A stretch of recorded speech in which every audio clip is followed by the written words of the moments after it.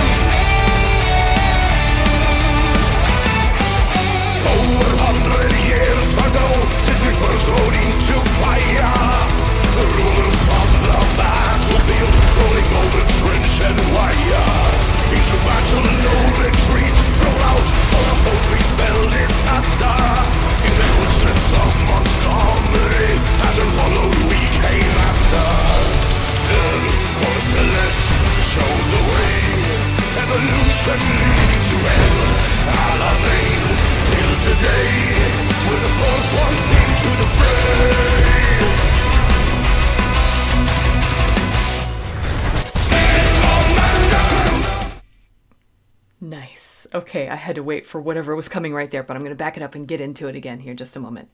Well, that started off with a bang, and also an awesome choir. This is like symphonic metal here. I know a little bit about that just from the channel.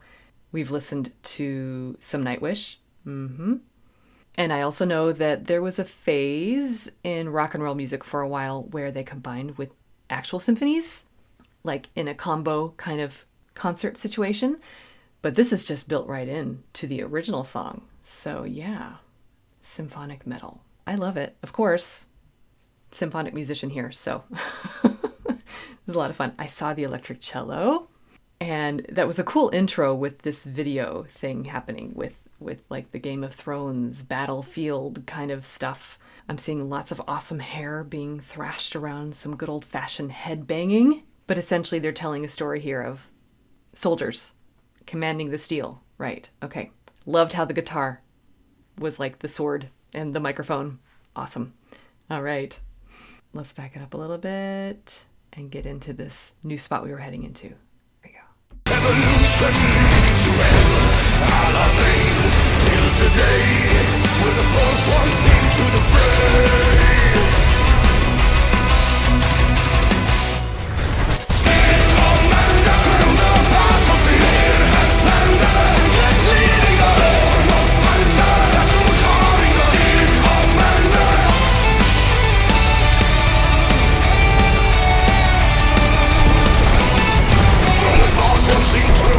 To the beast known as the leopard, with our chieftains and centurions, our front line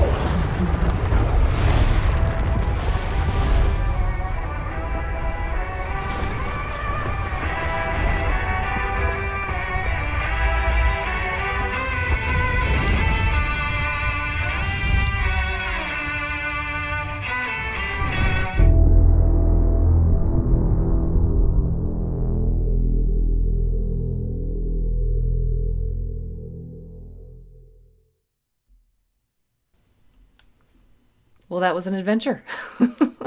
My goodness. So again, I don't know what the story is behind this. I'm just sort of seeing all these people being named, and I don't know what battle it refers to. Is it real people, real battles, or they're from Sweden, so are they talking about things in that area of the world? I know a lot of history. I enjoy history, but I don't know what this history is, if it is real or not. It's definitely a tribute to the strength in battle.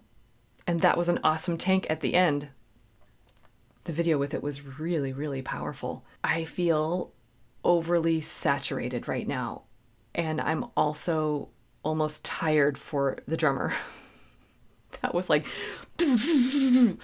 wow. I have a high respect for the percussionists in symphony orchestras. All the instruments in an orchestra take a huge amount of discipline and practice. But percussionists, they have so much to keep track of. They have lots of rests that they have to count. And they have so many different instruments that they have to be incredibly precise with. Every single sound they make is not just a solo, but something that is going to ring out over the top of the entire group. I'm not used to that as a string player because I'm in the sections. I'm in the string section. And usually it's just the concertmaster or the principals of each string section that will then get a solo. And I have had my position doing that. But I've done a lot of orchestral playing within the sections. And so, like woodwinds and brass, they also are one on a part. That's a whole other level of performance art there. Takes a lot of guts. But the percussionists, they have so much to be in charge of. Sometimes with new techniques from piece to piece.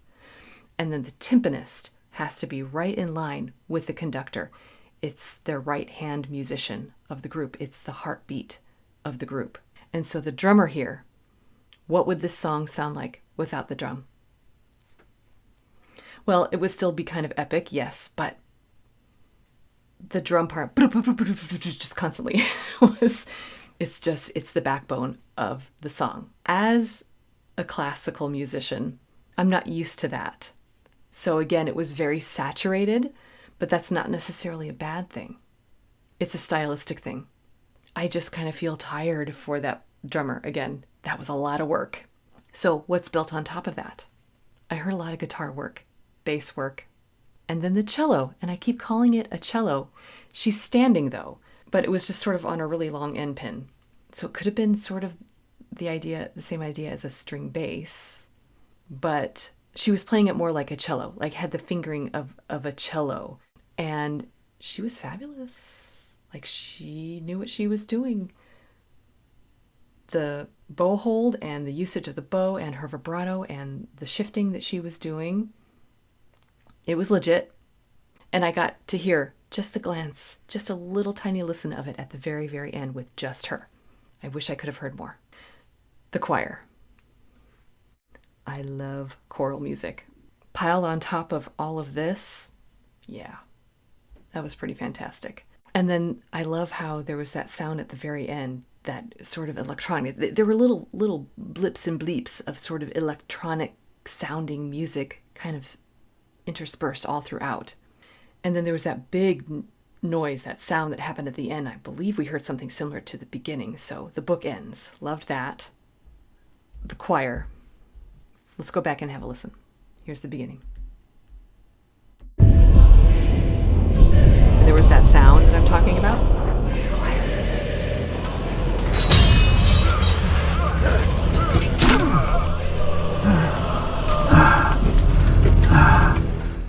Awesome. Okay.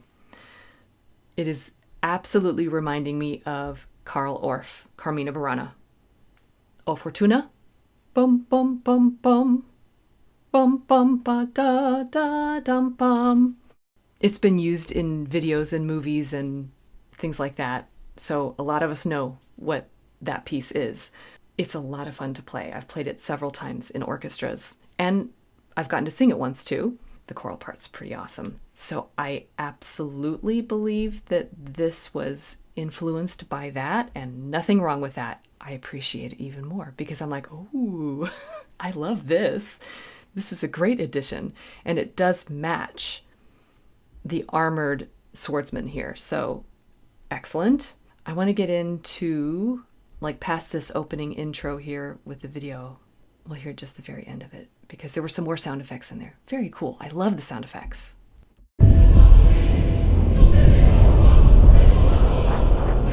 There's that sound again.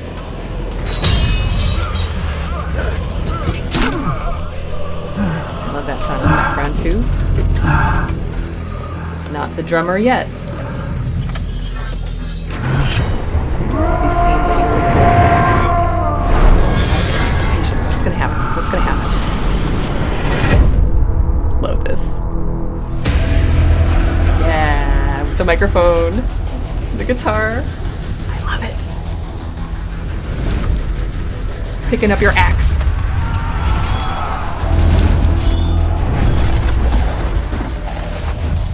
There's the drum. Okay, and he's off. And he doesn't stop till the very end. Nice, I love all the hair flying around. Okay, this is very exciting.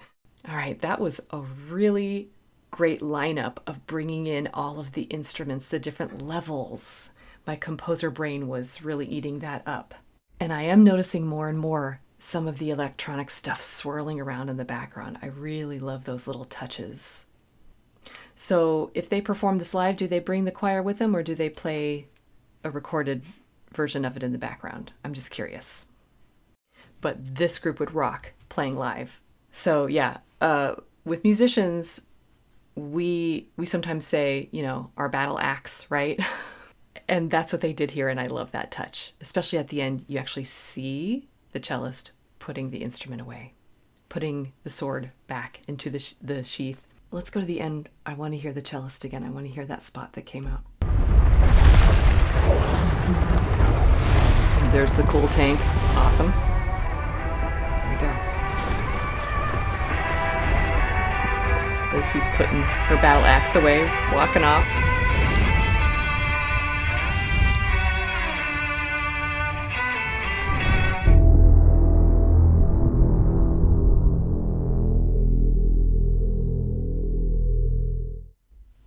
Excellent ending to this song. Yadum bum bum boom. Boom. Battle sword. Let's see.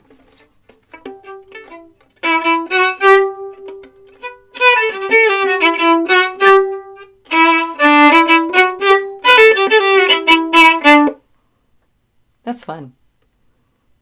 Okay, that was Steel Commanders by Sabaton. Again, I hope I'm pronouncing that correctly. Again, it was very saturated, but I think that's what's meant to happen here with this experience. So this is symphonic metal, but it's definitely like a heavy metal, heavy symphonic metal. They were just really at it through the whole thing. And I love the touch in there with the choir, and I love the touch in there with the electric cellist, and it was really cool. And also the decorated tank. That was pretty cool. So thank you for coming on this adventure with me. Will this go on my playlist? Yeah, it's definitely not something I would listen to as I'm falling asleep, but it could be there for me to energize me. If I'm feeling a little empty, this will fill things up. Saturation. And sometimes we need that. So I'm glad it's there for me. Okay, well, don't forget to do all the things, like and subscribe, And as always, just remember that you don't have to be perfect. Just be okay and keep listening.